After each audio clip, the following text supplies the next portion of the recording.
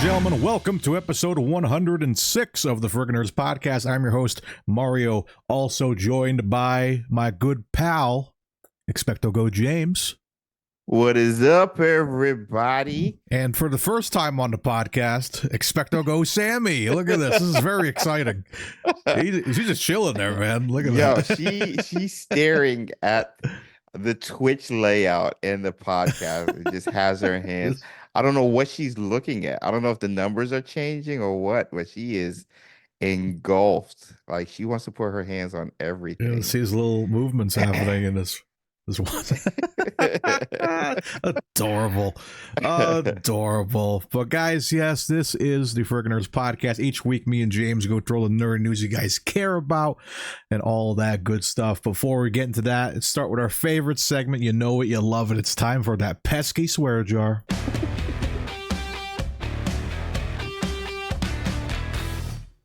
For gosh sake, watch your language. Each week, the hosts are given a keyword that we are not allowed to say during the podcast. Each time that word is said by that specific host, they get a point. The host with the most points by the end of the episode will be our loser and have to endure 2 birdie bots every flavor of beans. Oh, man. This one... Nobody responded this week to the Patreon post, so I had to go back to the Patreon post from last week to get something. And I had a few complaints that the word we got last week was a little too easy. Yeah. So I went back into our Patreon list, checked out who put some stuff in there, and today's swear word is provided by our patron Jen King, and that word is game. No. Ooh, man. This might be a tough one. We'll either tie it up or who knows? It's gonna be a little insane. No. Especially with our our first section, because we always tend to do gaming news, so it might be a little tough. But without further ado, after the sentence, we can't say the word game. Now.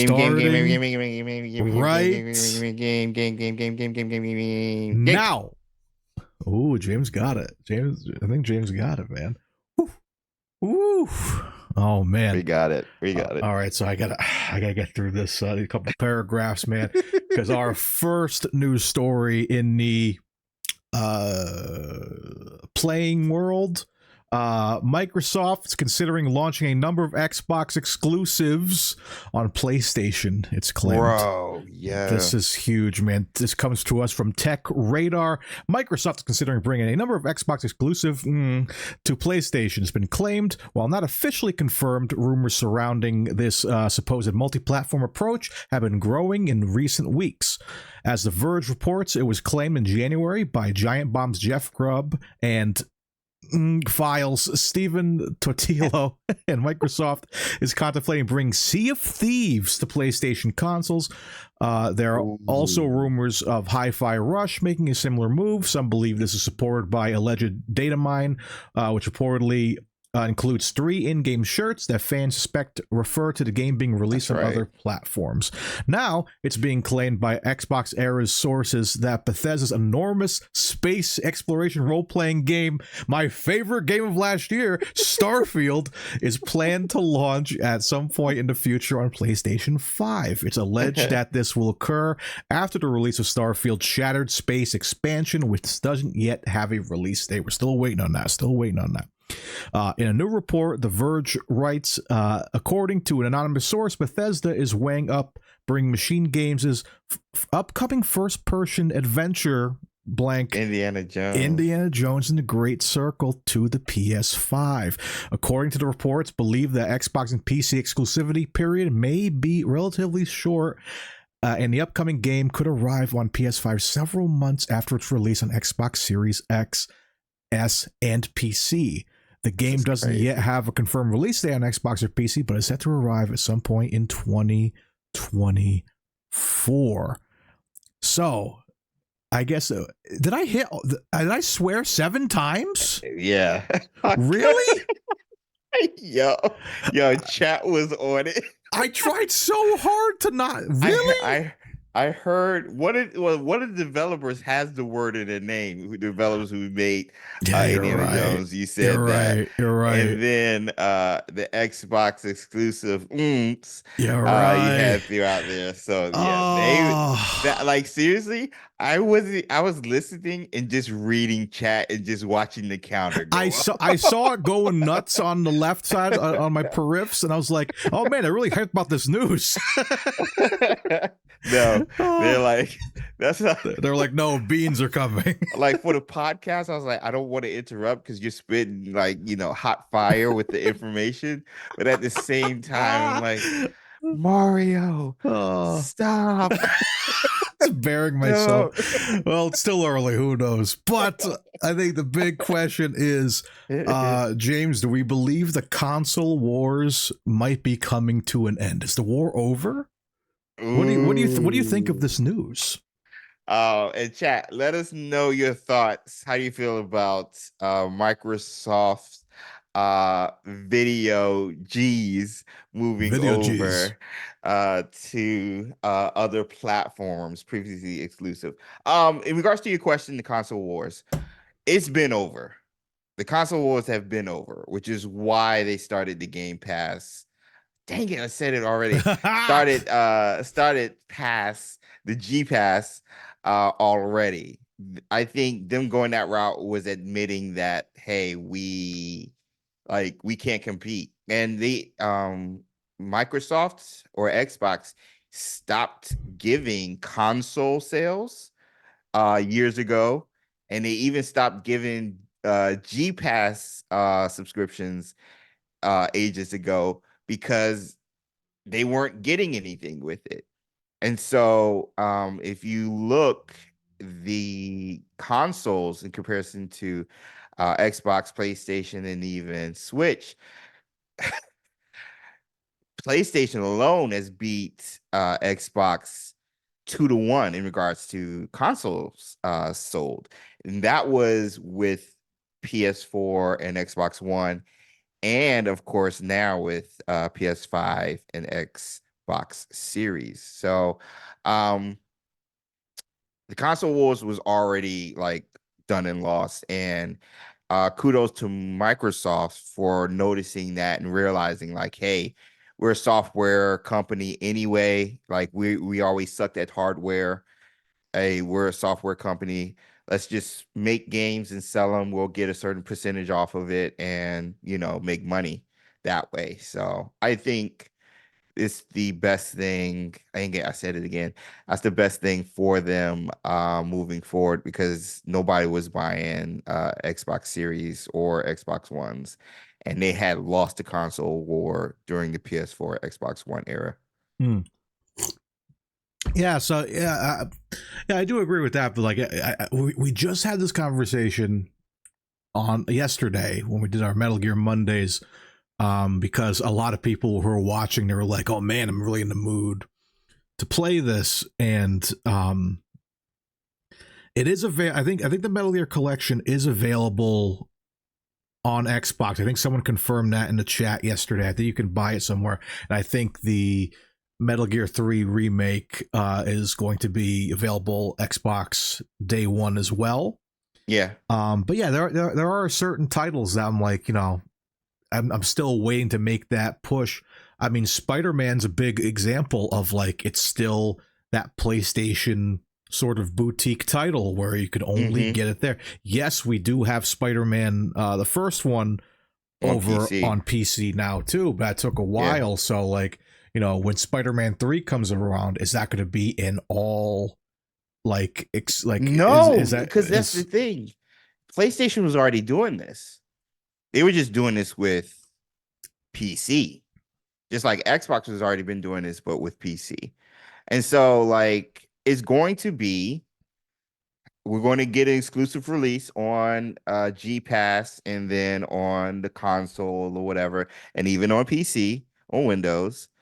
Whether it's Fable or Indiana Jones, you'll be able to play that first. You'll be able to get it on G Pass for cheap before it arrives on PlayStation. So, even though these games will become multi-platforms, you still have titles, I think, still come out first on Xbox, G Pass, or PC before they go to Switch and before they go to PlayStation. The thing is, I'm interested to see the timing because I've heard rumors or leaks at least that Indiana Jones will come out on G Pass and Xbox first, but the window for the PlayStation is like a month or two after its initial release. So I'm like, if they're going to be coming out that early, because like you mentioned, PlayStation and Spider-Man, those games is usually a year or two apart before it hits PC. But if they're doing months apart, like, bro, there's no reason to have an Xbox at all. Right. Like, none. And I feel bad because, like, people who bought a series, you could have just got a PlayStation 5 and gotten those games that were exclusives to, got to Xbox and eventually get them later on. So, yeah. Well, my big question for the chat and for you, James, what's your preferred place to play titles? Like, are you guys G Pass guys? Do you have PlayStation? What's your number one place to go find titles? I'm interested to see what chat says. Me has always been, I'm a PlayStation fanboy. Always have, always will. I was ground zero at the console wars when PlayStation and 64 came out and then Xbox came out. So I was like, PlayStation is better. Well, PlayStation only has 32 bits and N64 has 64 bits. So the resolution and graphics are better. But I was like, PlayStation has better titles than, N64. N64 titles are like Kitty and stuff. And so it was always a thing. And then when Xbox titles started coming out and everything, I was like, bro, Xbox had Halo, got Gears of War, back in the day, and even Dead or Alive, that fighting game and stuff. So I've always been a PlayStation purist. And if I got any other system, it was given to me for free. I never paid for another system outside of the DS, the other games. Yeah, no titles. Dang it. I hate this word. Yeah, for me, I'm there with the PS5, like, because I was kind of away from PlayStation for a bit because I didn't have a PS5 for so long because, one, it was so hard to get one and all that. But I didn't get one till my before the bachelor party. Like, all the groomsmen got me a PS5, and so I was really excited about that. But honestly, a lot of the games I was playing the first half of last year, at least, it's all G Pass, because it does have quite the collection, and I think PlayStation Plus is getting there where it does have a very good collection, but it's like it's not the same. But you have to like get like I'm on I think I'm on like the second tier or something of Plus, but you need like there's like a third and fourth that you can get like the PS1 classics, PS2, and some PS3 games. So I feel like PlayStation needs to step up that this year or next year to get to where G Pass is, because that's what I loved about G Pass, where I can it has a really nice shuffle feature where you can, like, if I can't decide if it's a game I want, I set it. It'll show it for me. And we just talked about Starfield.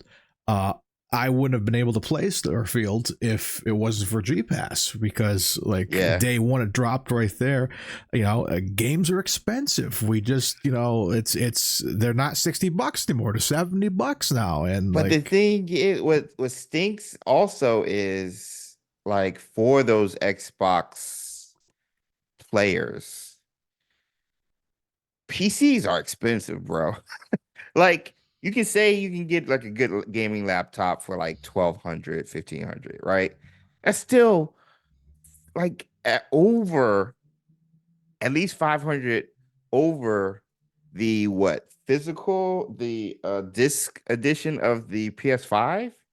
You know what I'm saying? Mm. So like if you bought an Xbox, you might as well just buy a PS5 because buying a PC, if you don't have a good PC to play a Starfield or a Indiana Jones or anything on Game Pass, yo, PCs are expensive, bro. Now Yeah.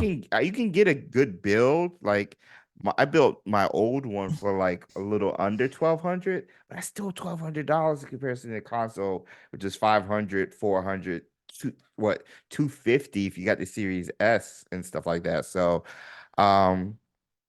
consoles in regards to economic and like with inflation and everything, you still want to go console. So like I never understood Game Pass always, darn it, G Pass always seemed like a niche thing because I don't know a lot of casual gamers who have good PCs to run some of the games in the first place, let alone graphics cards and all this other stuff. So, yeah, it's just it's tough. It's tough to like hear that because I know a lot of Xbox users who are just like, bro, like I got to get a PS5 now. Mm. And like you trade it in, you're not going to get anything good for it really and stuff. So the value is just going to go down. Yeah, and now it's a little more obtainable now. We got the PS5 Slim, so you can get that into more houses. Because I know some people were not like couldn't feel the design of the original ones, kind of like big, kind of bulky. So yeah, now I do think, yeah, I think PlayStation is going to outsell even more now that we have these titles going everywhere. Yeah, I think they're gonna go that way. I'll always love the Xbox. I'll always love the controller. It's still one of my favorite controllers. If I can get it out. It's like I love this controller. I remember when I first saw this controller, I made fun of the PlayStation 5 controller so much. I have a quote somewhere saying the great thing about the PS5 controller is when you throw it, it'll come back to you because it looks like a goof, bro. Whatever. It looks like a boomerang. Blasphemy. But now that I've held it firsthand, I like it. Yeah, I do. Like at first, I was like, it looks weird because I was so used to like the PS4 for a while and the Xbox. The Xbox controllers are very, very big. I like the left being up here and the right stick being down here. But going back to that one, I'm kind of like, okay, I think I feel back at home with my PlayStation and all that. And don't even get me started with the old school stuff, and then this is where we started. That's the best one. And look where we're at. I mean, what? Okay, let's talk about this. Let's go back and chat. I need your opinion. We'll start with what has been your favorite console ever? Or it might not be the top one. You can name two that you just like enjoyed so much. Ooh. And then we'll get into controllers. And again, chat, let us know in the comment section, in the chat section on the side.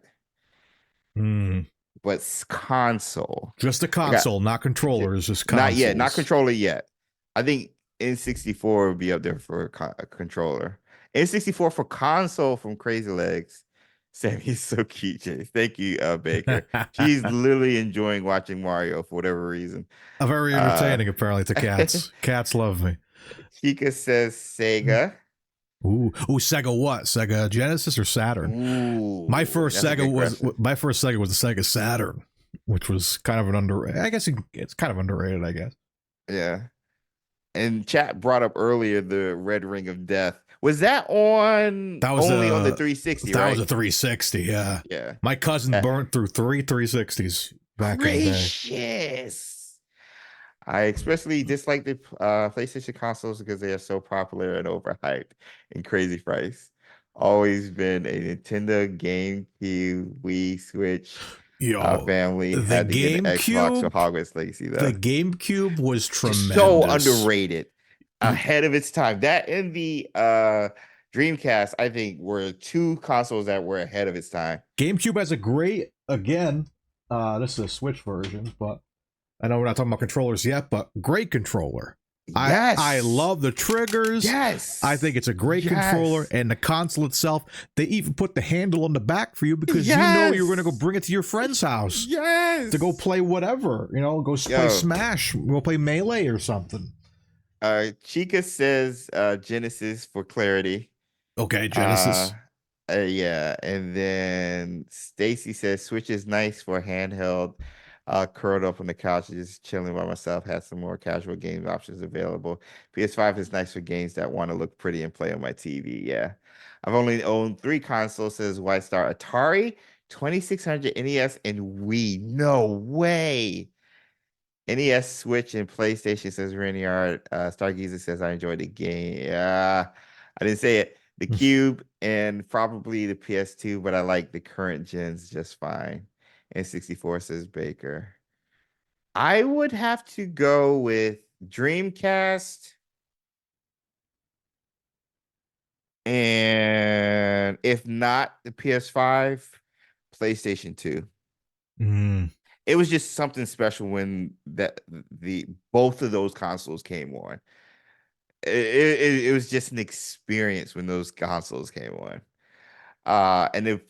And the PS2 titles, bro, I'll take a picture. PS2 and PS3, I have so many titles. So many memories. So many memories, Oh, man. So many memories of like going to a friend's house and playing like NCAA. You know what I'm saying? Like we play a lot of sports games because like I was a football player and stuff. But then like the GTA franchises and the Soul Calibur stuff and the then you get into Tenchu and the Final Fantasies and stuff and like everything. So yeah, I miss those titles a lot. For me, I think the most special console experience is GameCube's there for me. I said it, whatever. At this point, whatever. The Sega Saturn was very special to me because that was my first kind of experience. Yeah. But man, the PS3 era was insane. Yeah. Like we talked about it kind of earlier, the Metal Gear Solid 4. I remember sitting with my friend. I'd go to his friend. It was like one summer. I think it was the summer the game came out. I went to his house every single day and we played that game together. And I remember the last sequence when Snake is fighting Liquid Ocelot on the top of the tanker, and we were like doing that together, man. Like we're like you gotta hit like X to like punch him, and then he would like, Mario, take it, and then I would hit the button again to punch him, and it was an experience, man. It was such an emotional experience, and so many fun games on that. And like, and I'm talking the original PS3, the one like a George Foreman grill. You know what I mean? That big, those are sought after. I remember me and Raylos were looking for those in Nashville because they're backwards compatible, the fat ones. Yes, so you can because when they switched them up, you couldn't do it anymore. So you could play everything on that. So I'm always looking for one of those that came out in that year. I forget it's specific models because certain fat ones don't do it either. I think I could be wrong, but yeah, man, the PS3 was very special, super special. But yeah, again, the Cube was great. Hey, Anita, Christy, let's go. What's up, Ray? What's up, guys? Oh yeah, so because I sold mine. I'm saying, man, if I kept half my consoles, man, I'd be rolling in it. You know what I mean? Like I still have my PS1 is right here. My PS2's in the bins. I still have my PS3. My PS4 is in the living room. My PS5 is connected to this PC. I still have all of them. The only thing is my PS3 does not work. So I Oh, gotta get that fixed. But I still have the bulky original PS3 still running. I never turned in any titles. I never turned in stuff. I was a hoarder. well, I used to trade up to get my next console. I traded my PS2 to get the PS3. So like that was like I remember Coinstar. I used to sell that. If I didn't have enough out of Coinstar, I'd go to GameStop. Be like, all right, here, let me make a deal. But all I have left is like, okay, I got the PS5 is connected here. My original N64 is under here. Got the Switch. I got the PS4 downstairs. Of course, all my Game Boys. Christy, I think that's it. I did scream and I did cry a little bit. This is in regards to the Final Fantasy VII Rebirth State of Play. And I downloaded all 52 gigs of the demo gigs. and played a little bit of it and just I sat on the title screen for a little bit just to listen to the music. Because again, this is like 12, 13-year-old James just like losing his mind because he hadn't lost his mind about a Final Fantasy VII title since Final Fantasy VII Remake, which was back in 2018, 2019, on top of recently playing the original PS1 version and just smiling ear to ear. So yeah, it's so good. Well, you know so what? With that coming up, let's skip the next news story. Go to Final Fantasy first, then we'll go back to the second news story. So yeah, let's talk about that. We just had the Final Fantasy Rebirth State of Play. Yes. We had 20 minutes of footage, and we came out the other side with a demo. I played the demo. You were playing a bit of it. How far? I think I got a little further than you because I got into a little bit of combat outside of the town. But what how you feeling so far about the game?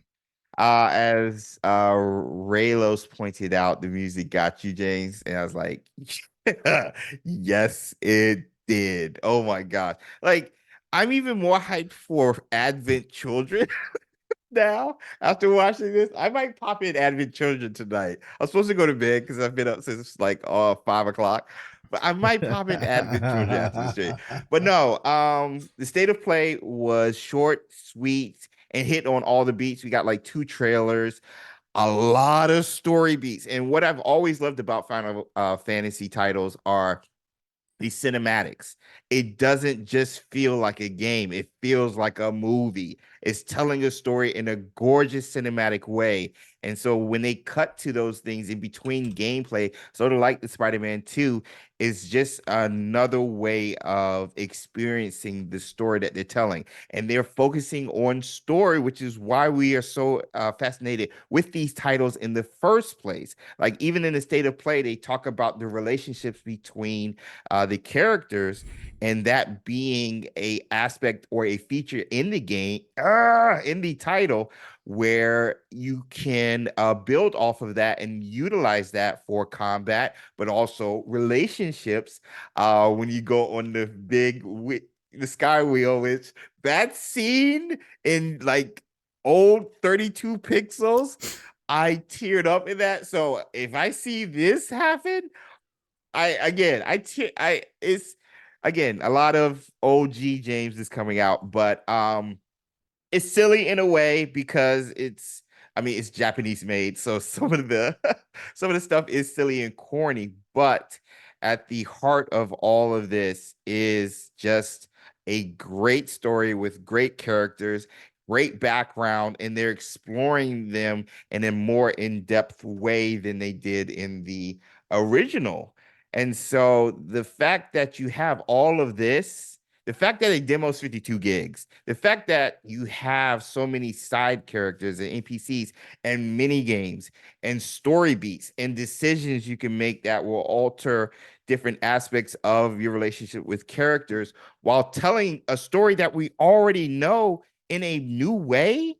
musically, cinematically, with the new advanced graphics from the PS5, bro, like this game, gosh, man, I'm so hyped. But it was good, man. It just felt good being back out Midgar and seeing the golden saucer and just seeing all these elements. I'm rusty on the story because I haven't played remake in a minute, but like just seeing little story beats talking about Sephiroth's quote unquote mother and other stuff. I'm just like, bro, Tifa and Cloud's relationship from back when they were younger, knowing what's going to happen to one of the characters. I'm just like, bro, I'm so excited. Lots of crying. Yes, Christy. Yes. It's a bloodbath, yeah. Yes, yeah. So far, getting into it, like, so I got a little far into it. Demo wise, combat feels really good. They kind of showcased it a bit in the actual showcase, the use of this tremendous controller, man, of like what the PS5 controller can do, what it brings, facts. And like, yeah, you really just kind of feel like everything under you, like, you know, when you're in a vehicle, when you're walking around, when you're getting hit, all that, it feels really good, feels really realistic. And I'm like, I'm not the biggest Final Fantasy guy in the world, but like this definitely looks tremendous. I played a couple back in the day. It just wasn't my cup of tea. Yeah. But this is something I can get behind because I know some people. I think I saw some people in your chat talking about it too. Some people are into like the turn-based versions of the title. They said the same thing about Baldur's Gate. Yeah, for that reason. Yep. Yeah. So, you know, so I like this. I like getting it. I like, you know, getting in their faces, you know, doing, you know, hitting them with the sword, doing all that, all the powers and stuff. It feels really good. So this might be something I'll mess around with too. I'm going to see how. I'm not sure how long the demo is, but there's a lot of stuff in this demo. There's a lot in this demo. I was just like, bro, I might just stream the demo because I'm playing remake. And I just found out I can play it on my PS5 because I have the PS4 version because I have the original one. Oh, speaking of backwards capabilities,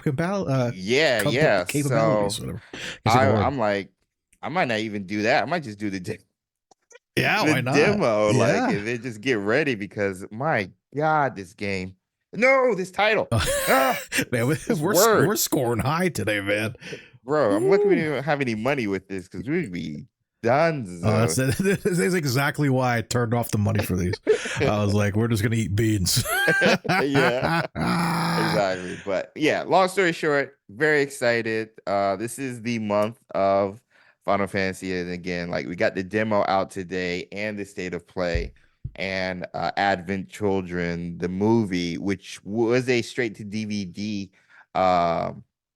movie based on the characters and stuff that continue the storyline. I think it's going to be his first time with a theatrical release, at least in the United States, I think, around the 21st and 22nd. And then, of course, the game releasing on the 29th. So the title releasing on the 29th. So I'm so happy, man. I'm so happy. And there's other titles I have to cover before it releases, so just from content wise, but yeah,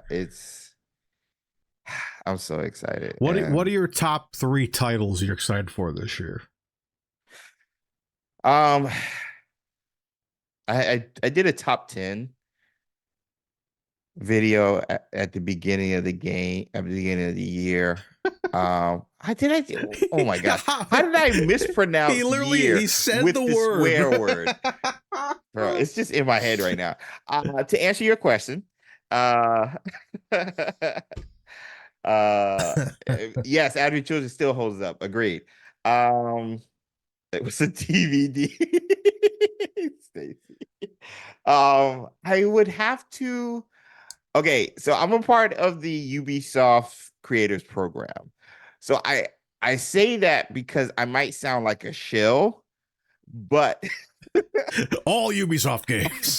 But I'm honestly excited and hyped for Star Wars Outlaws, which is being published by Ubisoft, and Assassin's Creed Codename Red, which is also coming out this year based off of legitimate reporters and insiders, with Star Wars Outlaws being released earlier than published, and Assassin's Creed Codename Red being released in that spot where Outlaws was previously going to release. And then if it's not Final Fantasy VII Rebirth as my third one, Indiana Jones and the Great Circle, I think. No. I'm sorry. Nope. That's a lie.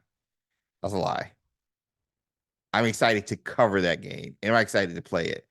But either Rise of the Ronin or Black Myth Wukong, either of those titles will probably be my third ones. If it's not Final Fantasy. Yeah, I think. What about you? I think the three. I'm probably Indiana Jones, just because that trailer made me cry. Yeah. And if a game trailer can make a grown man cry, it must be damn good. That's why I'm hoping to try to cover it too, man, because it's that series is so special to me.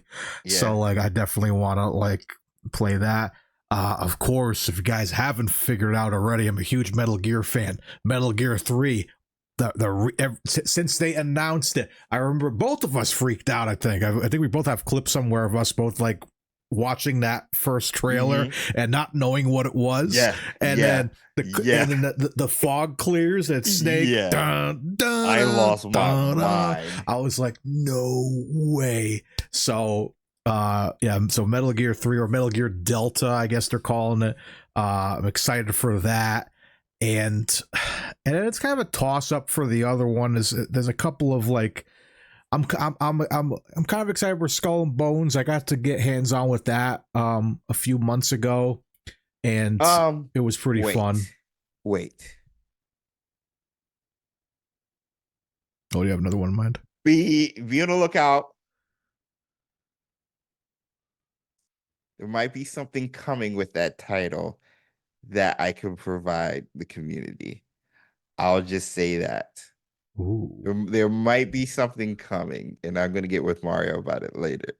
But there might be something with that. The demo actually drops Thursday, 8th through the 11th.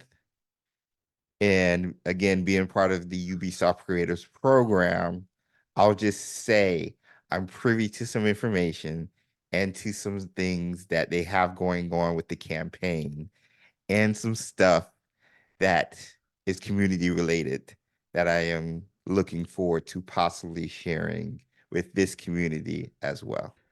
I'll just say that. Oh, it sounds like James is taking us on a boat ride. oh yeah, next week. We're on a boat, baby. Next week. Let's go. We're going on a trip in your favorite pirate ship. Swimming through the seas. Little Expecto Go. Little Expecto Goes. Remix. Oh man. Krysten, answer your question. I did like Skull and Bones. Because I was a huge player of Sea of Thieves. Love Sea of Thieves. That's why I'm kind of excited it's going to come to PlayStation, so maybe I can like kind of play it on there now. I mean, it's on G Pass. Yeah. But yeah, I'm definitely down for that. But but Skull and Bones, it's a different beast. It's a little more realistic. It's very reminiscent of Assassin's Creed Black Flag.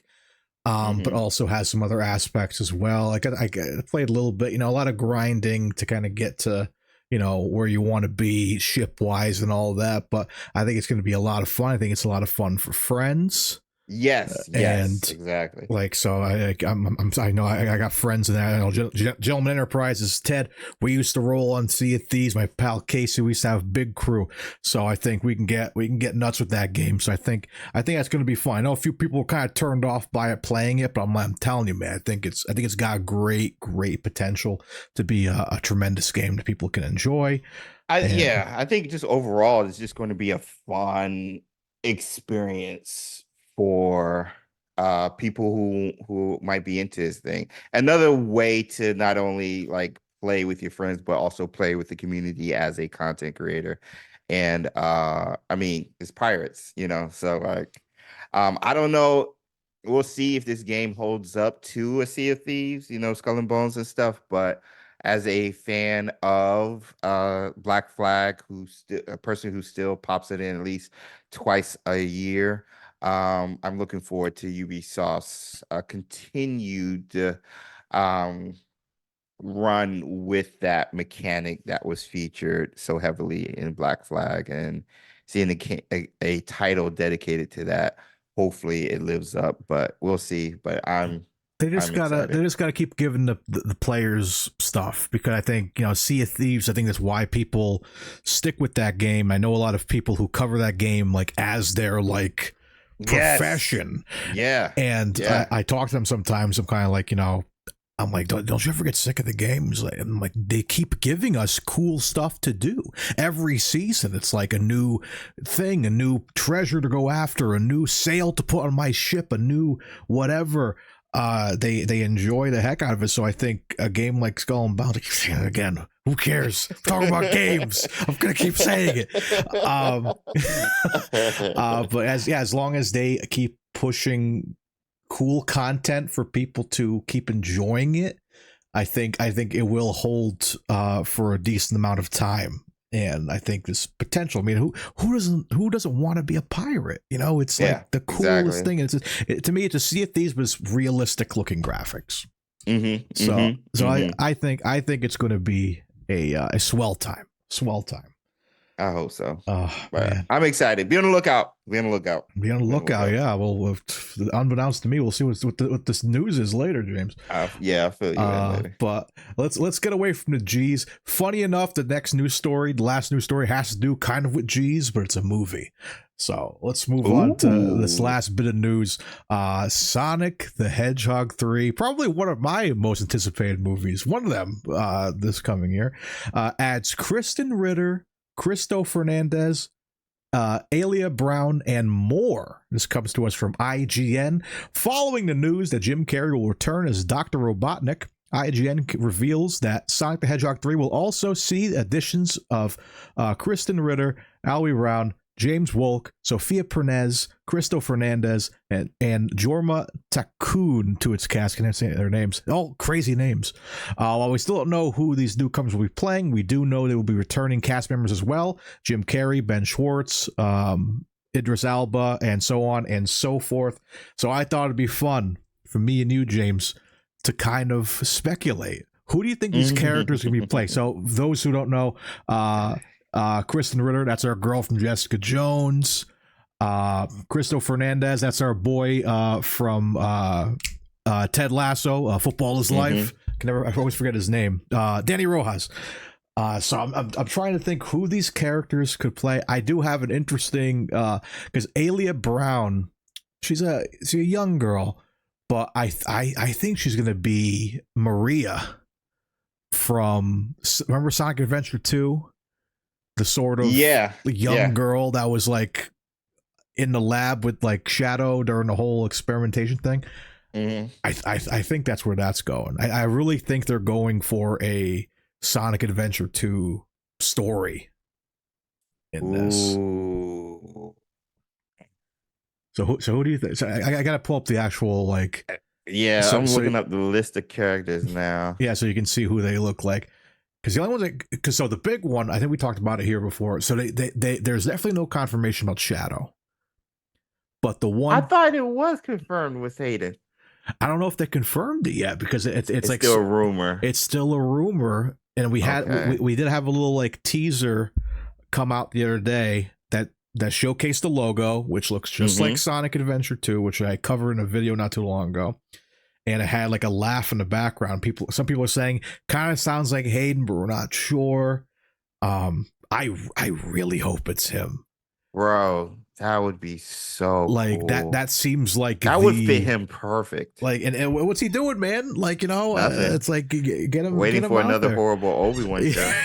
Trying to put I'm him sorry. back in a mess. Sorry, I'm not going negative. I'm sorry. They'll bring back that old nest egg. Remember Obi-Wan, kids? Yo, I'm excited about Ritter.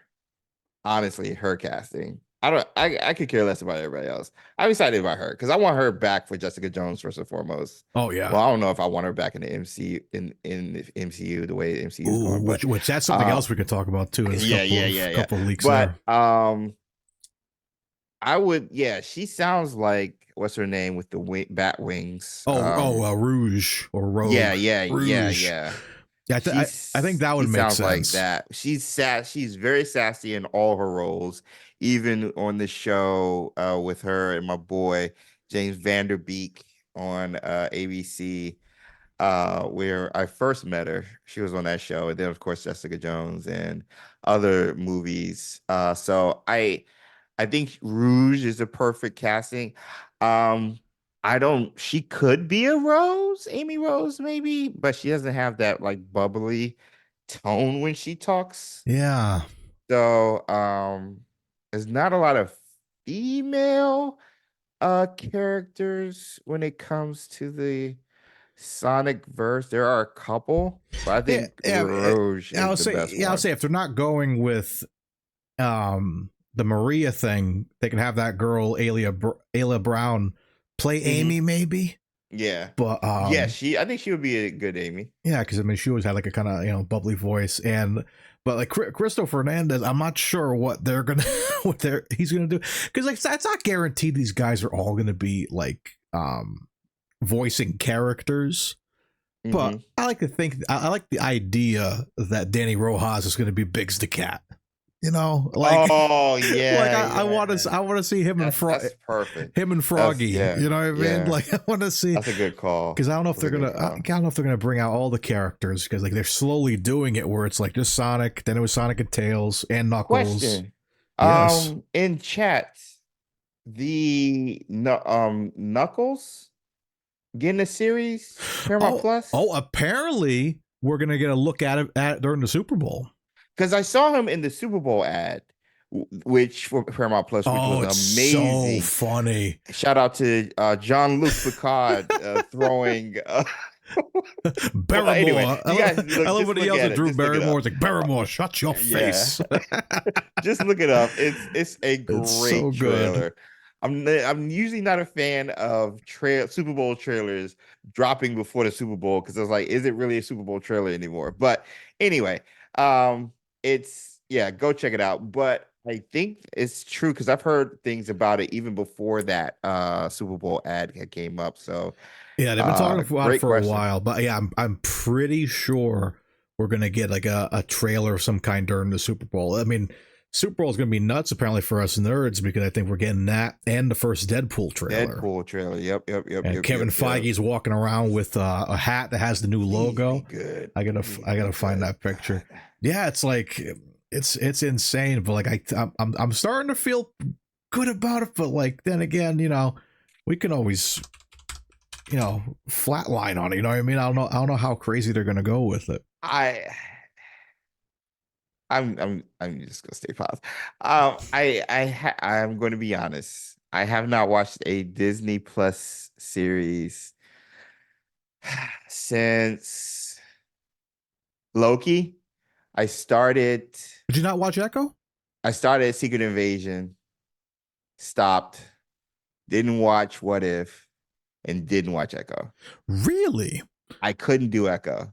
When I saw like some of the reviews, I was just like, nope, not doing it. I was like, what happened with King? I'm spoiled in regards to what happened at the end with Kingpin and stuff. Because like I was excited to watch Echo. I was just like, yo, because I didn't want to watch it because it was dark. I don't want it to be things to be dark. That wasn't what sold the Netflix stuff. The Netflix Marvel stuff sold because it was a good story. It wasn't because it was dark. Dark was just the cherry on top, whatever. But when I saw like what they were doing and like how they treated Kingpin, I was just like, bro, okay, I'm not watching this. I did see Ahsoka. But Ahsoka was before Secret Invasion, I thought. That was like, was that around the same time? Wait, I lied. I have been watching Percy Jackson with the kids, so never mind. I haven't seen any MCU stuff. Percy Jackson here is really good too. Percy Jackson is real good. Go watch Percy Jackson, everybody. That's the one. That's one of the things you can watch on Disney Plus. That is actually good. Percy Jackson is very enjoyable, and my son is my oldest, particularly, who's read through the books. Sounds very opinionated, like someone, a nerd that you guys might see every Tuesday, like myself. And I am so proud. He's like, wait, she's not supposed to act like this until book 5. Why is she acting like this in the first book and stuff? Like so many little details he's pointing out. And I'm just like, so we literally have a conversation and a breakdown of each of the episodes at the end of each episode. And just like, okay, what worked, what didn't work. I have him give me a score every and you're like recording him. You're like... he's a critic. I'm like, I should just be recording you and just post it on any of this stuff. So I haven't wanting to see that. My boy Edge is on there. So we were talking about wrestling last week, and my boy Edge, he's playing the God of War. He's I hear he's really dope at it. My nose is not growing, Claw. My nose is not growing. I'm just so upset with the MCU right now. So so like with Echo, I watched the whole thing on the plane ride up to Florida, and I was like, there's a couple things that was cool. You know, Vincent D'Onofrio is still one of the greatest actors of all time. He's still tremendous. Like every time he was on camera, I still want to listen to him. But the ended kind of like, I got like, really, dog, do all that. Like that's bro. He's lost twice. He's lost twice since his appearance. It's like Kang all over again. He got his tush handed to him by not only what's her name from Hawkeye, Kate Bishop, whatever, but also Echo. He lost an eye, and then in Echo, he's beaten down because he's jealous or upset that she doesn't take over his empire. So he retaliates by taking out her people, trying to take out her people with stuff, and then he's beaten by being emotionally aware of his feelings. That's how he's beaten. I'm like, bro, are you serious? This is Kingpin. This dude is always 3 to 80 steps ahead of everybody, and he's getting beat by emotions and Echo, and then I take it out and flicked. I forgot what Kate Bishop flicked at him in Hawkeye. I was like, bro, this is not Kingpin. This is not the same Kingpin. I refuse to acknowledge, because I started watching the Netflix ones again, that and Agents of S.H.I.E.L.D. I'll pop in at night before I go to bed and stuff. I'll watch an episode. And I'm just like, this is not the same Kingpin. This is not the same Kingpin. So like what what they set up at the end. Like, do you know about the end credit scene? Yeah. So so they're trying to sell him. He's going to run for mayor, which happens in the comics, and it's fine. And maybe that's like something they can give us for Daredevil Born Again, which that they're trying to bring back everyone for that. Apparently, we have Bullseye's back. We have Foggy, and what's her name is back now, Karen. And so like. Again, these people just are not covering up their shoots, man. Like it was like we're just like. I mean, there was even behind the scenes. I literally watched mayoral Kingpin with Charlie Cox. That's like I literally watched this morning. I watched Daredevil and Bullseye fighting in the street on a cell phone camera. I'm like, you might as well just show me the show now, dude. I already know what's going on. You know what I mean? It's a weird time. I will go in with an open mind, just like I always do. I always try to give stuff a chance. I just haven't had the ability to do that lately with the MCU. I will watch Echo. I will watch What If. I will watch Secret Invasion. But the fact that they had to go back and rework the show after filming half of it already for Daredevil Born Again. And the fact, because they started rewriting it, they were like, oh, I think it's a good idea to actually add Karen and Foggy and all these people in here and bring back possibly, Bullseye also. Oh, let's do this now because we're grasping at straws because we're not writing a good show anymore because we filmed half of it and it was horrible. And we found out it was horrible, not at the writer's room, but after spending millions of dollars filming 9 episodes of an 18-episode show. That's when we realized this show is horrible and we're refilming. Nope. You know what I watched the other night, James? That like I just watched it, came out, and I had no problem with it since I watched it the first time. What? BVS. Watched BVS last night. I was like, I had a great time. I had a great time. And then what I did after that? I popped on the Snyder Cut. Had an even better time. Had a great time. Remember those days? Yeah. Oh, what a good day. What a good time. Yo, I popped in Winter Soldier. Oh and my I was just like, God, Winter Soldier. Remember the MCU back then? Oh my gosh. My Lord. And mind you, this was back when your boy was still upset that they were using titles from popular comic runs that had nothing to do with it. Because to this day, I will forever say Civil War in the MCU is a 5-on-5 basketball game, not the epicness that was the comic book series that had spin-off stuff where you had at least 15 to 30 superheroes fighting on each side. But hey, that's me. But the fact of the matter still, they were entertaining, they were legit, and each end credit scene led to the next movie. And I felt like I was reading a comic because everything was connected. And my gosh, yeah, somebody said it in chat. MCU right now feels like the DC that was what it was after Suicide Squad and stuff, which legit is. And I mean, Matthew Vaughn said Deadpool is going to save the MCU or provide I'm going to be accurate with my quote, is going to provide a much needed jolt to the MCU. And he's very excited. But I will Matthew be Vaughn, the judge of that. Dude. I know, because Matthew Vaughn also directed Argylle and a bunch of other stuff that has not been good lately as well. Argylle, even though I love him. Did you see Argylle? Yeah. Did you not like it? It was fun. It was fun. But there's a reason nobody went to go see the movie also. Mario. Elaborate. Come on. Mario. I'm not wrong. Well, I thought it was fun, but I also said that about the Marvels. So what about it like turned you off? It made no sense. Even the big, without spoilers, even the big reveal about who is who at the end, I figured that out like 20 minutes into the movie. So it didn't feel like it, and the ads were like, yo, you'll never guess who it is. You'll never guess who it is. So like my thing is, it paid homage to the old genre type of films, which I think why you loved it, because it has so many beats from the old school spy stuff.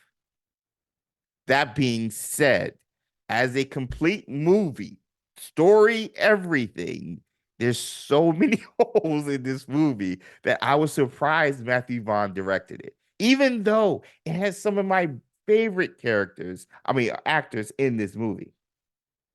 So that's my dilemma when it comes to Argylle. I don't regret buying it to see it in theaters. I probably will buy it on DVD just because even though we only got 7 minutes with him, Henry Cavill's in it. I love Bryce Dallas Howard. I love Samuel L. Jackson, and my boy, what's his name? Hammer, from the Iron Man stuff. I can't even name. What's his name? He was great, and he's great in everything he's in. So, yeah. Sam Rockwell. Sam Rockwell, yes. So I mean, so with me, we all know how Jay feels. So it feels mid. I wasn't like, but I wasn't like, yay. It's just mid. It's just fun to me is mid. It's mid. I want that on a t-shirt. Fun to me is mid. Because I'm just like, it was a good time. No, like when we talked about Barbie, even like last time, I was just like, movies have a certain formula that the Academy, usually goes off of when deciding Best Picture, actors, all that other stuff. And yes, it is an art form, so it is subjective. And yes, there's different types of movies that attract to different types of people. But at the end of the day, a movie has to have a beginning, middle, and end, and has to tell a complete story that is usually character-driven, even if it's a comedy or a drama. And then the little stuff you pull, whether it's the acting, whether it's the cinematography, and how they told that just small little aspects of the movie is broadened by the medium, which is the music, which is the acting, which is the sound design, which is the cinematography, which is sound mixing, lighting, direction, all of that. And whenever I go to a movie, unless it's something I'm just like not thinking about and I'm just going to shut my brain off and watch the movie, I'm going to judge it afterwards based off those criteria. I understand. But I'm just like, so I understand like the sort of campiness it had, the sort of kind of ridiculousness it had to it. But I'm a big fan of Matthew Vaughn's work, and what I talk about this in my video, without spoiling too much, but I'll just kind of talk a little bit about it. This is connected to the Kingsman series. Yeah. And what he's doing, he talked about back in October, speaking of the MCU, he's going to build like an MCU, but with like spies. And I think that's the funnest shit ever. I think that's like crazy. That's like something I would do. You know what I mean? It's like, holy crap. Because the beginning felt like Kingsman. I loved the beginning. I don't know why I teared up at the beginning, because I know exactly why I teared up. I know why you did.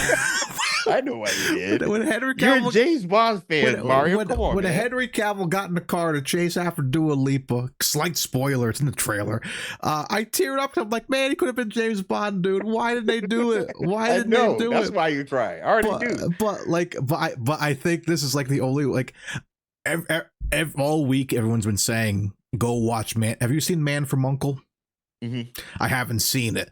So wait, what? I've never seen him. So Armie Hammer's in that too. Well, his career is done, but he's good in it also. Yeah, so I gotta rent that because they said like Mario, if you want to see Henry Cavill, James Bond, watch. That's his best role. That's his best. So, that's one of his best roles. Yeah, so I've never seen it, so I gotta see that. Wow. But yeah, but seeing this, I'm like, there's potential to have some like really fun movies, because honestly, man, speaking of Henry Cavill, like his post DC run, I think it's tremendous so far. Like I had fun with him in Argylle. He's got the other one I just reacted to on the channel. The new movie. It was like the Ungentlemanly something. I think it's a remake of an old. Isn't that movie. Guy Ritchie? I think so. Yeah. And it's like I was like, he looks like he's having Witcher? So much fun. Witcher. Was he doing Witcher during? Also, I think Witcher was post DC as well. Yeah, and now he's doing the Warhammer stuff, which he's apparently super excited about.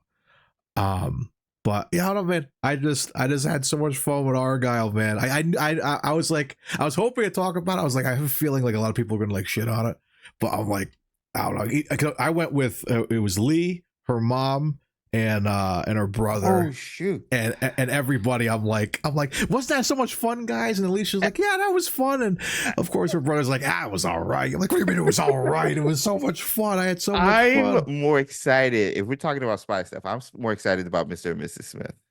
That's getting great reviews. I know, right? That's getting great reviews. I was like, my boy, Donald Glover. Oh my gosh, I can't wait to watch that. That just start. Are they dropping that weekly? I think so on Amazon. Because I gotta look at that. No, it's all out. Is it all out there? I think you could binge it. Yep. So I think I might do all that because like people. Someone said I saw a review that like people don't like the first half, then they eat their words after they see the rest of the series or something like that. So I'm like, this must be tremendous. Yeah. And the thing is, his brother, who also is the writer for Atlanta, helped write the show as well. And they filmed on location, which doesn't happen with any title at Disney. They just film in the volume. And so they actually filmed on location. You know, it literally felt like James Bond, but it's a romantic comedy. And like similar to a True Lies type situation, you know what I'm saying, with Sylvester Stallone. For those of you guys who are old enough to remember that, that was Schwarzenegger, wasn't it? Yeah, Schwarzenegger and what's her name from Freaky Friday? Jamie Lee Curtis. Yes, Jamie Lee Curtis. Yeah, the great movie. Tom Arnold's in it as well. So it has like a True Lies type vibe based off of like what everybody's saying, but just in a great, well-written type manner and stuff. True Lies has a TV series too. I hope it's horrible. Not horrible. Reacher. I hope it's horrible. Yes. Reacher is so good. Reacher. James Cameron directed True Lies, by the way, the movie. James Cameron, man, he does no wrong. But yeah, Reacher is so good, by the way. Yeah, another Amazon TV series. Yo, if they would just get rid of Rings of Power, like Amazon would be batting 100 right now. Yeah, why are they doing more Rings of Power? I'm like, then they learned the first time, bro. It's like, you lost $1 billion with that one. And now they're gonna do like between that season 2. Oh my god. The drop-off rate between episode 1 and the last episode was huge. I was just like, bro. Well, glad to know I'm not the only Lord of the Rings hater. Look at this. Looks like the world has agreed with me. No. No, Don't do that. Don't do that. Don't put me in there with you. My cat's nickname is Sammy Samwise. Don't do that. Yo, Rings of Power is not Lord of the Rings. Rings of Power is fan made. Don't you put me on that, Ricky Bobby. Fan fiction. Don't do that. Don't do that. Rings of Power is fan fiction. Lord of the Rings is actually good. Don't do that. Debatable. Nuh-uh, it's debatable. Good. And wrestling, Mario, wrestling and sports entertainment. Don't forget that. Physical acting. Mario, to this day, I still say it was horrible for them to start you off with with the extended edition. They should not have started you off with extended edition. They ruined me.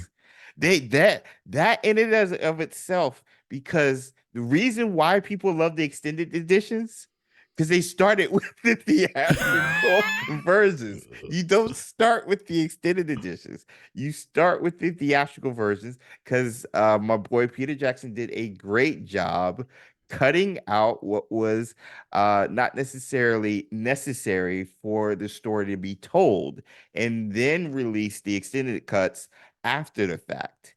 Everybody who watched Lord of the Rings started with the theatrical cut. And so I think it's just false advertising to start with the extended editions, knowing that even Peter Jackson, the director himself, felt like it was too much and started with the theatrical versions. I'm sorry. Well, blame the I don't even remember who started that made me do it. Must have been Mike or something. Because I promise you would appreciate it more if it was just because it felt like it just dragged on. Yeah. It just dragged on. And that's not really the case because the movies are really tight and well paced, especially the first one. So that's my thing. Maybe we'll try again this year. We'll see. We'll see how we feel. But anyways, it's almost the end of the night here. It's almost 10, so I figured we should probably move on to the last bit of fun here. We're going to go over quickly to the nonsense draft.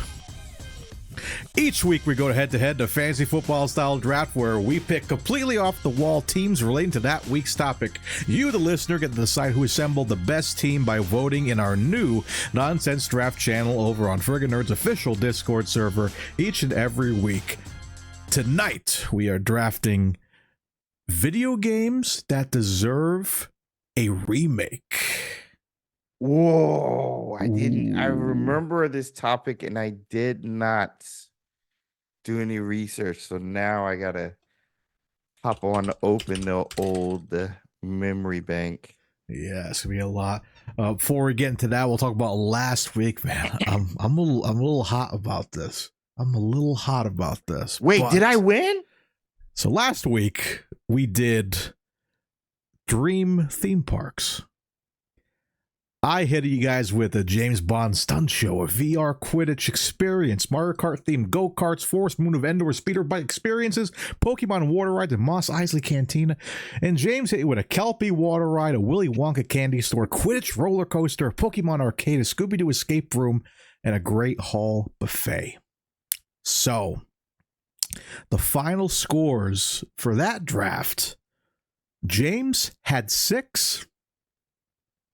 Mario had 0. What? I got shut out. What? Nobody voted for me. I couldn't believe it. I went to go open it this morning to go look at like the Discord. I'm like, let's see how we did. Because usually people like discuss like their votes and stuff. Nobody said anything. But I clicked on it. 6-0. Clearly people want to ride that Kelpie, I guess. Whatever. The Harry Potter strong. Harry Potter strong. Well, it's all right. Everybody gets one. Everybody gets one. Everybody gets one, Peter. Everybody gets one, Peter. So this week we're going with video game that deserve a remake. Should we go with 6 or 4 titles? Do you have enough for 6?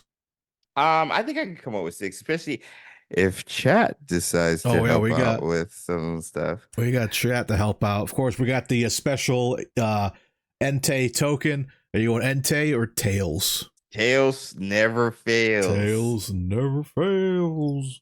Oh, Jesus. Oh, it fails today, though. We got Entei, brother. No. Let's go. All right. Let me look up. All right. There's like a... So yeah, there's a few I can think of here, but I'm going with one that, let me pull this out of here. One that, so we have the Metal Gear Solid 3 remake coming out. I'm excited about that, but I would like to, I know we've done it on the GameCube, but I want a complete remake of Metal Gear Solid 1. Yeah. So I'm going Metal Gear Solid 1. The OG with those next gen graphics. Give it to me. All right. That's a good one. I would love to see that, especially in today's graphics. But I'm a Harry Potter content creator. Uh-oh. And I'm going to say, I don't know which game though. I'll say shout you to know what? Retro's been covering all the movie games. He's been playing it, which is why I thought about it. Let's go with a remake of the Harry Potter games, the original Harry Potter games. And if I had to pick one, I would love to see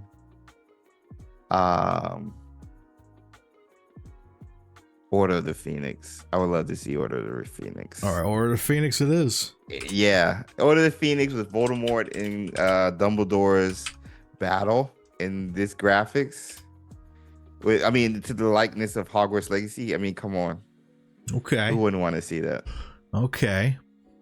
All right. All right, I'm up now. Excuse me. I'm going to dip into... I kind of did it already. Yeah. So I'm going to go with... I'm going to stick with the series. I was going to go GoldenEye, but they already kind of did that with GoldenEye Reloaded. Oh yeah, true. So I think I want to go with probably one of my favorite Bond games of all time. Came out on the GameCube, I think PS2 as well. I'm gonna go 007 Nightfire.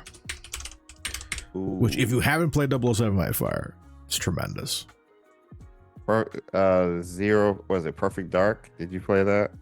Perfect Dark, yeah. Yeah, I love that game. Mario Kart 60. I mean, not Mario Kart. Mario Kart Double Dash. Oh, that's a good one. Oh, that's a good one. Mario Kart Double Dash. I suggested for so long. So they're doing all the new tracks in 8. The track packs are done, but they should have added a Double Dash mode. I know. Then it would have been like the only Mario Kart game you ever have to play, ever. Oh my god, missed opportunity. All right, so I'm on to number 3 for mine. Let's see. Remake, man. We're going full on remakes for these games. I gotta go with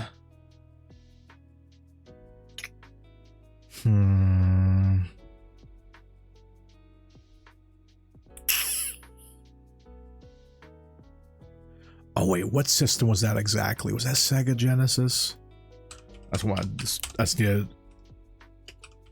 double check. Genesis. Okay, I want an HD remake. It'll probably be a side scroller of Gargoyles on the Sega Genesis.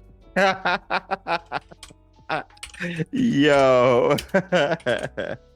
Because that would be mad. I'm thinking of a bunch of Genesis games now that I want, like, remade. Aladdin, Lion King. Yes. Oh my yeah. gosh, Oh those man, games were so good. Aladdin alone, like, yes. I would make it look like new Prince of Persia game. Yeah, you know what I mean? Like, keep it the same. But look insane. Yeah. Oh man.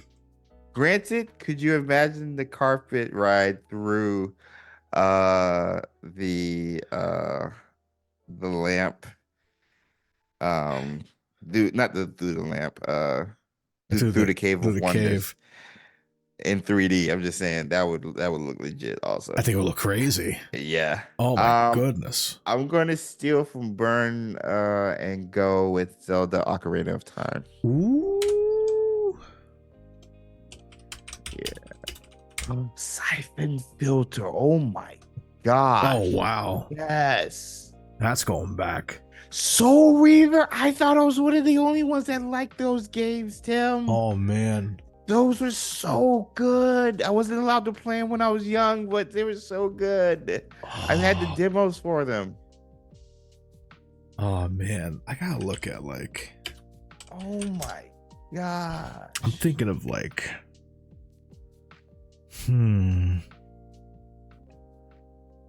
all right. Wait, is it me or you still? Yeah, it's you. Yeah, it's me. I went with Ocarina of Time. Ocarina, yeah. There are a couple of Zelda games I'd like to do, like, remakes of.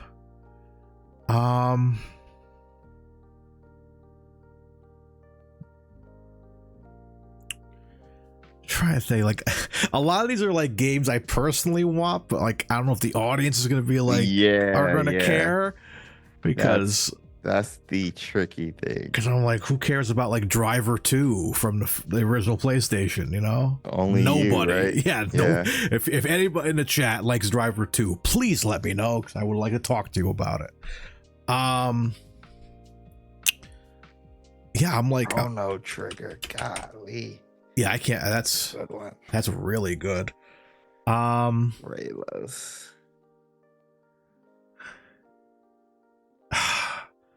I would say a Sonic game, but we're getting the new, which we kind of didn't really talk about.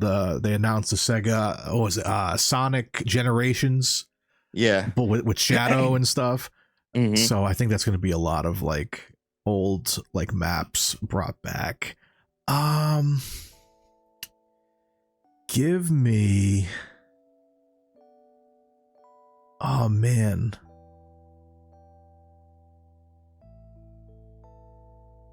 You know what we talked about? It. Give me an HD remake of the Lion King on the Genesis.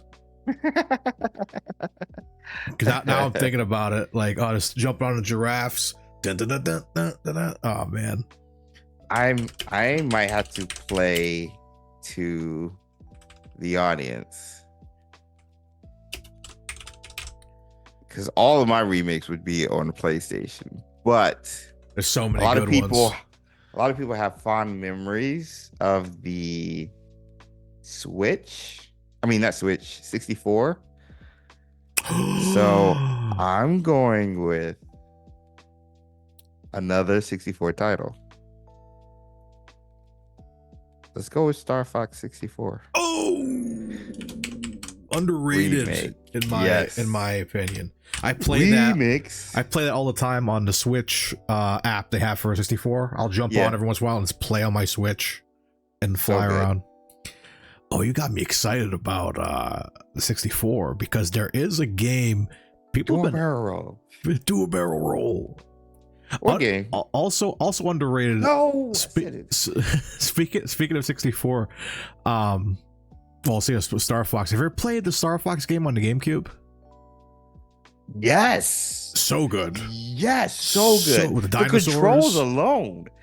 Yes. It went hard. I gotta get that again. I think I can get that on an emulator or something. But like that was an underrated Star Fox game. So good. So good. But okay, speaking of 64 though, this is a remake people have been wanting, or remaster, whatever you want to call it. I want to go with Banjo-Kazooie. Nice. Which that was that's a good one. That's a favorite of mine. I prefer Banjo-Kazooie to Banjo-Tooie, but yeah. I'll go with the first one. You got to start somewhere. Maybe I don't have to spell Kazooie. I think that's it. All right. Was this my fifth? 1, 2. Yeah, this is fifth. Conquer Bad Fur Day. Oh my god, I remember that game. You guys are chat. Give us some old stuff, man. Star Fox Adventures. Yeah, Tim, that's what it was called. Yes, Star Fox Adventures. Yes, thank you. Where is it? Wasn't there a girl version of him over there too? Yeah, it was like the Blue Fox. Yeah. That was a fun game. I'm trying to pull up some footage while we're talking here. I want to go Sega Dreamcast. Oh my! You know what? I don't care. This is my personal one. Marvel versus Capcom 2. Marvel versus freaking Capcom 2. Specifically that one. Specifically that one. That's my personal one. I don't care if nobody else played it. I was gonna say Power Stone, but no. Marvel versus Capcom 2 on the Sega Dreamcast. Because there's plenty of like next gen Marvel vs. Capcom ones, but they don't hit the same. They don't hit the same. No, it's not the same. Because I have one on my PS5 that was like alright, but it don't feel the same. Oh man, this brings back so many memories. I'm gonna have this playing in the background while we're talking. This is the Star Fox game on the GameCube.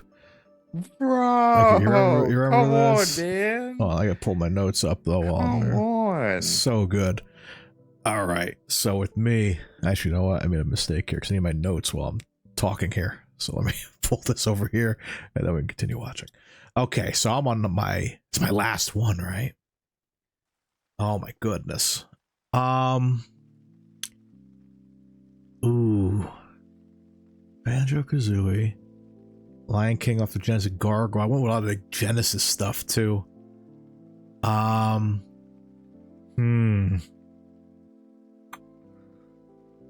Oh, you know what I'm gonna go with? I just need to double check the title of the game. Was it Donkey Kong 64? Ooh, Buttersworth.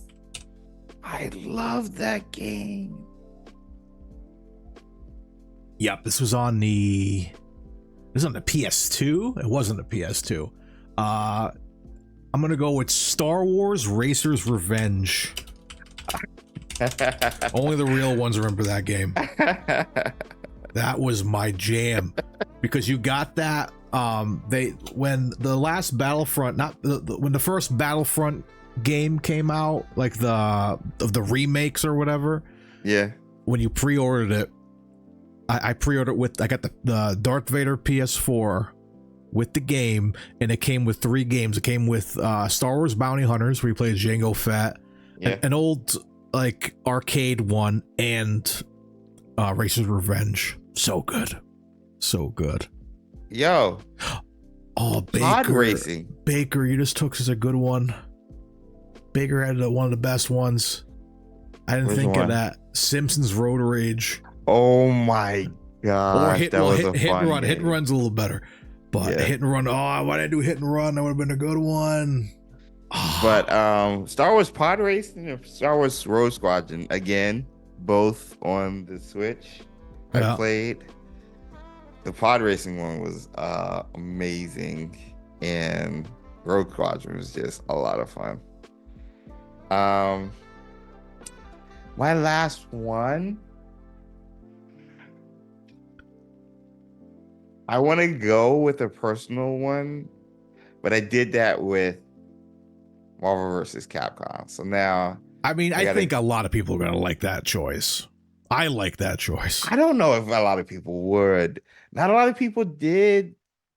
I don't know. I mean, going off our community, I don't know if a lot of people in our community did the fighting game scene, to a degree. Yeah. You know what I'm saying? So, because I want to say Shadow of Colossus. Ooh. That's one of my favorite. That's like in my top 5 titles of all time. I'm shocked that hasn't been done. Right? Wow. Like I think they did. They might have done a remastered, maybe, I think. But I think it's the same. I don't think they did.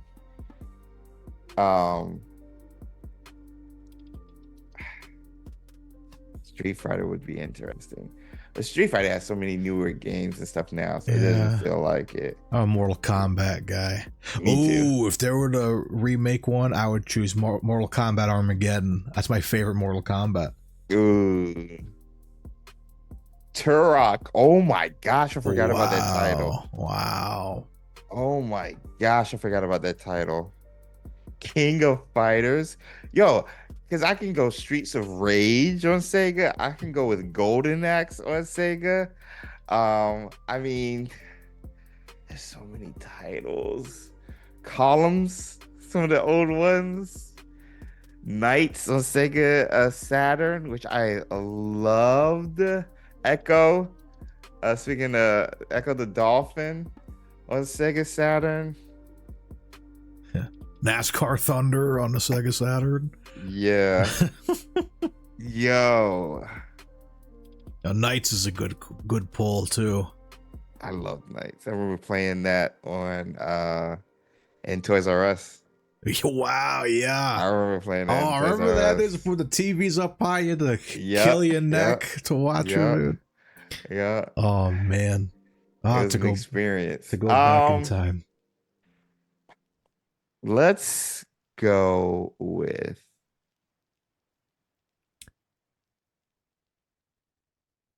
do I do it?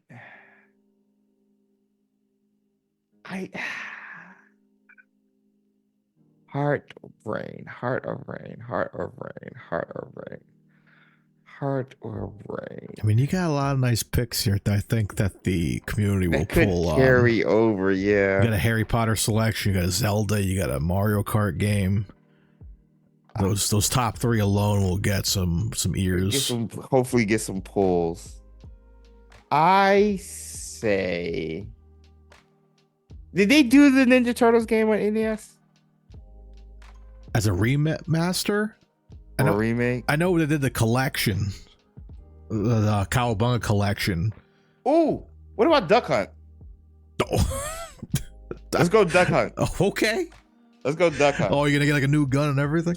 Yeah, new gun and everything. Yeah. Yo, Duck Duck Hunt. Hunt. Okay. Yes. Okay. Let's go. Okay. Let's go. Okay. That's my final one. All right, we got our teams locked in for our video G's that deserve. We have such a high score on this, man. I'm curious to see what the final score is for the swear jar today. But we got me with Metal Gear Solid 1, 007 Nightfire, Gargoyles off the Sega Genesis, Lion King off the Sega Genesis, Banjo-Kazooie, and Star Wars Racer's Revenge. And James coming through, of course, with the Harry Potter stuff. He's going to go with Order of the Phoenix.